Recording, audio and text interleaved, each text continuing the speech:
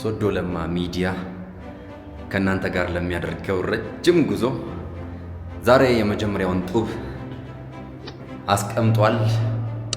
የኢንቴሪየር ዲዛይን ስራ እየተከናወነልኝ ነው የዋለው። አምኮ ዲዛይን ፈርኒቸር ኤንድ ኢንተሪየር ጀነራል ኮንትራክተሮች ናቸው ስቱዲዮን ለማስዋብ እያገዙኝ እየረዱኝ የሚገኙት።